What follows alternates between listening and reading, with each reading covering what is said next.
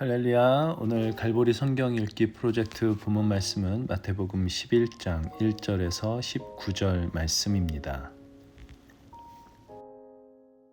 예수께서 12 제자에게 명하기를 마치시고 이에 그들의 여러 동네에서 가르치시며 전도하시려고 거기를 떠나가시니라.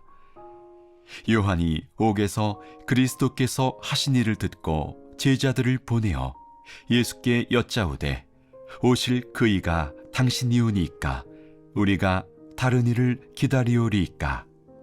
예수께서 대답하여 이르시되 너희가 가서 듣고 보는 것을 요한에게 알리되 맹인이 보며 못 걷는 사람이 걸으며 나병 환자가 깨끗함을 받으며 못 듣는 자가 들으며 죽은 자가 살아나며 가난한 자에게 복음이 전파된다 하라. 누구든지 나로 말미암아 실족하지 아니하는 자는 복이 있도다 하시니라. 그들이 떠나매 예수께서 무리에게 요한에 대하여 말씀하시되 너희가 무엇을 보려고 광야에 나갔더냐? 바람에 흔들리는 갈대냐? 그러면 너희가 무엇을 보려고 나갔더냐? 부드러운 옷 입은 사람이냐? 부드러운 옷을 입은 사람들은 왕궁에 있느니라. 그러면 너희가 어찌하여 나갔더냐? 선지자를 보기 위함이었더냐? 옳다. 내가 너희에게 이르노니 선지자보다 더 나은 자니라. 기록된 바 보라, 내가 내 사자를 내 앞에 보내노니 그가 내 길을 내 앞에 준비하리라 하신 것이 이 사람에 대한 말씀이니라. 내가 진실로 너희에게 말하노니 여자가 낳은 자 중에 세례 요한보다 큰 이가 일어남이 없도다. 그러나 천국에서는 극히 작은 자라도 그보다 크니라. 세례 요한의 때부터 지금까지 천국은 침노를 당하나니 침노하는 자는 빼앗느니라. 모든 선지자와 율법이 예언한 것은 요한까지니 만일 너희가 즐겨 받을진대 오리라 한 엘리야가 곧 이 사람이니라. 귀 있는 자는 들을지어다. 이 세대를 무엇으로 비유할까? 비유하건대 아이들이 장터에 앉아 제 동물을 불러 이르되 우리가 너희를 향하여 피리를 불어도 너희가 춤추지 않고 우리가 슬피 울어도 너희가 가슴을 치지 아니하였다 함과 같도다. 요한이 와서 먹지도 않고 마시지도 아니하매 그들이 말하기를 귀신이 들렸다 하더니 인자는 와서 먹고 마시매 말하기를 보라, 먹기를 탐하고 포도주를 즐기는 사람이여 세리와 죄인의 친구로다 하니 지혜는 그 행한 일로 인하여 옳다함을 얻느니라.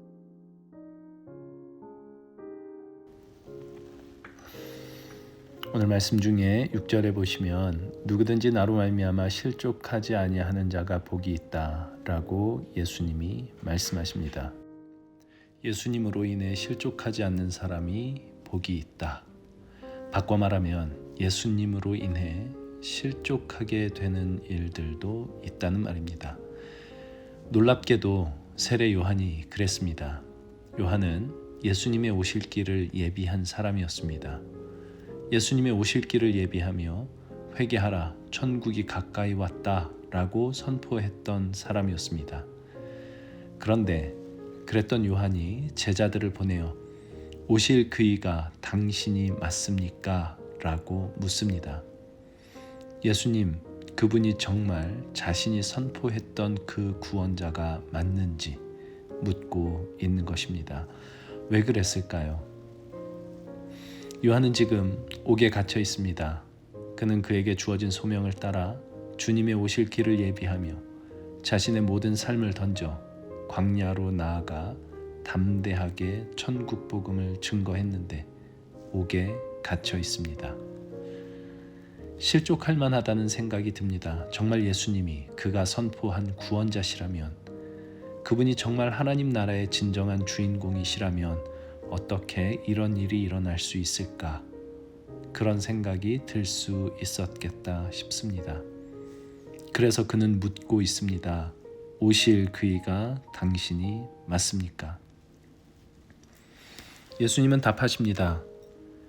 맹인이 보며 못 걷는 사람이 걸으며 나병 환자가 깨끗함을 받으며 못 듣는 자가 들으며 죽은 자가 살아나며 가난한 자에게 복음이 전파된다 하라.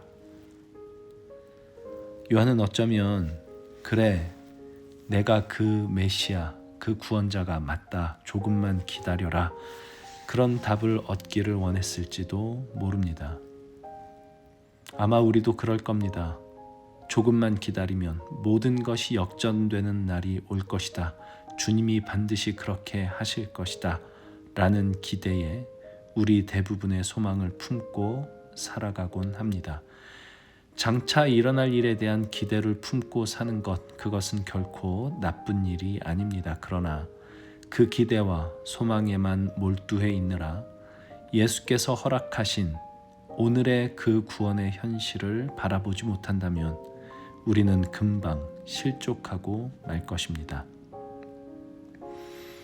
예수께서 우리에게 허락하신 구원은 우리로 하여금 구름 위를 걷게 하는 것이 아니라 현실 속에서 감겼던 눈을 떠 세상의 악함과 그 반대로 예수 안에 있는 하나님의 나라를 똑바로 보게 하는 것입니다. 또 아파도 아픈 줄 모르는 나병 환자처럼 죄 가운데 신음하고 있으면서도 그게 아픔인 줄 모르던 나병 환자였던 나를 고치신 그것이 예수께서 우리에게 허락하신 구원입니다. 세상 모든 것을 다 가진다 해도 진정한 생명이 없어서 가난한 자에게, 세상 모든 것을 다 잃어도 예수 안에 있는 진정한 생명을 가진 자는 부유하다라는 것을 알게 하시는 이 복음을 듣고 믿게 하신 것, 이것이 우리에게 허락하신 구원입니다. 이것이 오실 그이가 당신이십니까? 라는 질문에 대한 예수님의 답변이었습니다. 맹인이 보게 되며 못 걷는 사람이 걸으며 나병 환자가 깨끗함을 받으며 못 듣는 자가 들으며 죽은 자가 살아나며 가난한 자에게 복음이 전파되고 있다. 우리는 열심히 주님을 섬기고 복음을 위해 열심히 봉사하면 누가 봐도 복받은 삶을 살게 될 것을 기대하곤 합니다. 그러나 구약의 대부분의 선지자들은 하나님의 말씀을 증거하면서도 고난의 길을 걸을 수밖에 없었고, 사도 바울도 복음을 증거하다가 옥에 갇혔으며, 오늘 본문에 나오는 세례 요한도 주의 오실 길을 예비하다가 옥에 갇혔습니다. 오늘 우리가 복음을 믿고 복음을 위해 열심히 산다고 해서 세상이 부러워할 만한 삶을 살게 되는 것은 아니다 라고 성경은 끊임없이 증언하고 있습니다. 다만 우리의 영적인 눈이 떠지고 우리의 영적인 나병이 치유되며 영적으로 너무나 가난했던 우리에게 예수 그리스도로 말미암아 그 무엇으로도 비교할 수 없는 영적 부요함으로 우리에게 허락된 이것이 우리에게 가장 귀한 복이라고, 이것이 우리에게 허락된 예수님의 구원이라고 성경은 우리에게 선언하고 있습니다. 이것이 복인 줄을 모르면 예수님은 우리를 걸려 넘어지게 하시는, 우리를 실족하게 하시는 분이 되고 말 것입니다. 예수께서 말씀하십니다. 나로 말미암아 실족하지 아니하는 자는 복이 있도다.